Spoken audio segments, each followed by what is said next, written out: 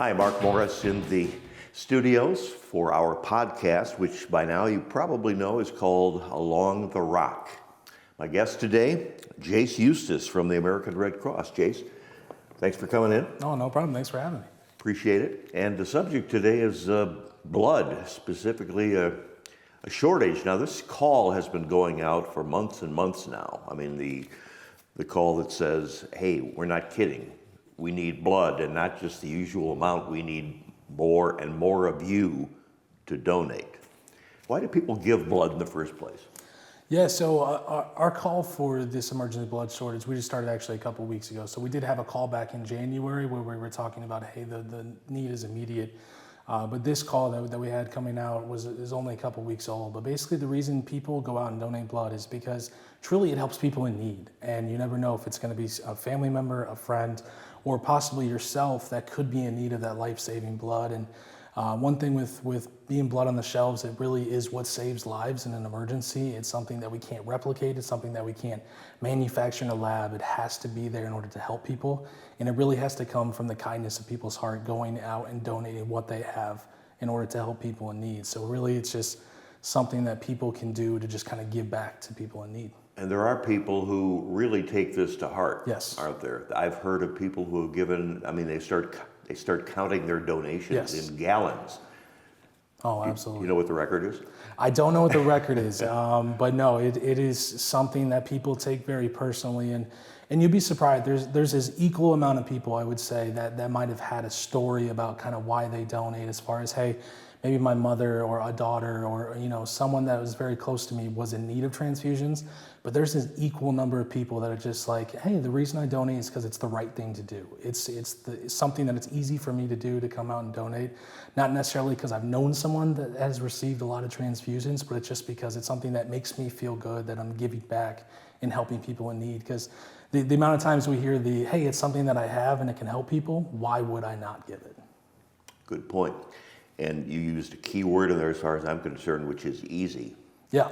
Go through the process just in general for people who may have tuned out the ads, yes, or just thought, well, I don't think I can do that. Absolutely. So blood donation it's a very simple process. We usually say from the moment that you step in those doors to the moment that you leave takes about an hour. And a lot of that is actually just kind of our health checks and our screenings beforehand. The amount of time you're actually on the bed donating is about between 10 to 15 minutes of actually being on the bed. So when you first come in, we have a check. If you sign up, or if you've donated before, you can sign up through our Rapid Pass, which kind of gets a lot of those health checks kind of out of the way beforehand to make it faster and easier for you. So you come in, you register with the people at the front desk. You come in, normally take a seat, and then as soon as one of our phlebotomists is ready, they'll take you back to a quick health screening where they kind of just make sure, hey, are you feeling good today? Kind of take blood pressure, things like that, making sure you're feeling good. And then normally you're up on the bed very quickly. Then about 10 to 15 minutes, they take the donation, and then you get to go sit in our canteen area where you're getting snacks. You're getting juice and cookies and making sure, hanging around for about 15, 20 minutes, just making sure that you feel okay, and then you're on for the rest of your day. So it's a very simple process. So many people come in during their lunch breaks. They just find time throughout the day, and it's something that really, it can just be something you do every couple of months. You can come in, you can donate every 56 days. So you can just come in, add it to your schedule, and really just help people in need when you have the opportunity. Sure. Do you know the percentages of people who give and those who don't give? I understand it's really, really divergent. Yeah, so over about 60% of the population is eligible to donate blood, but of that 60%, only about 3% of the population does donate blood. So part of the reason why we're having this shortage right now is because we're seeing year after year less people donating blood. And when that's the case, we're seeing these kind of smaller disruptions having a bigger impact on the national supply of blood. So we saw in July where we kind of had a $19,000 donation shortfall that we're still trying to overcome, which kind of led to this call, an emergency call. So when we see less and less people donating just as a regular practice, we are seeing those donations when they're disrupted, making more of an impact, just because overall there's less people in the population that are actively donating.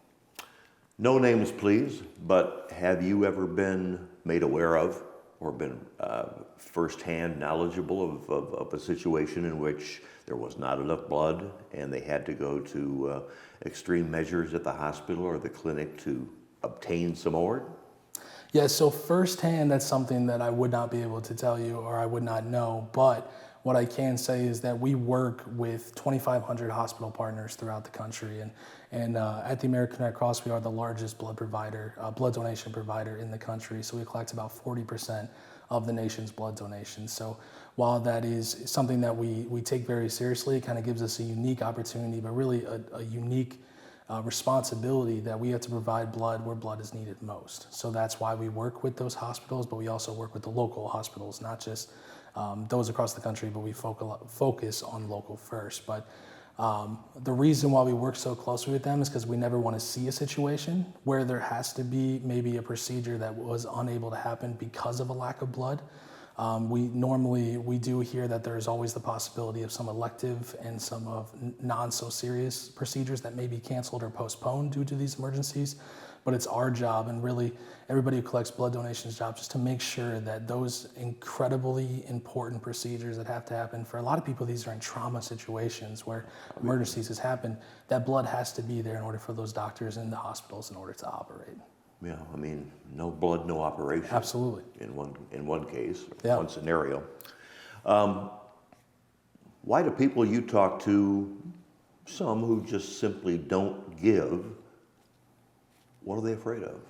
Yeah, so a lot of people we hear is they're afraid of needles, and we know that that's a common thing people can be afraid of, growing up. But the amount of people that we talk to that have either decided, hey, I'm going to get over this fear of needles, or I'm going to try it once, I'm going to see how it is, and it just becomes a regular part of their practice has been amazing. But I would say the reason why most people that you would say probably don't donate is probably maybe they think they're not eligible. There's a lot of reasons that maybe in the past that they might have thought, maybe because of a certain medication or a certain procedure that they've had done, maybe in the past they might think that they're not eligible to donate, but things change all the time, where if there's ever any sort of question, I know at one time people thought if they had a tattoo that they weren't able to donate. So maybe if they had a tattoo at some point in their lives, they're like, oh, I can't donate. But we encourage anybody who's out there that might be willing and saying that, oh, I don't think I can donate. Things change, and they can always give a call to 1-800-RED CROSS. They can go online to Red Cross Blood, and more often than not, they're going to find out that they are eligible to donate, and we'd be more than willing to have them come in and make an appointment. Sure. I don't have any tattoos, for the record.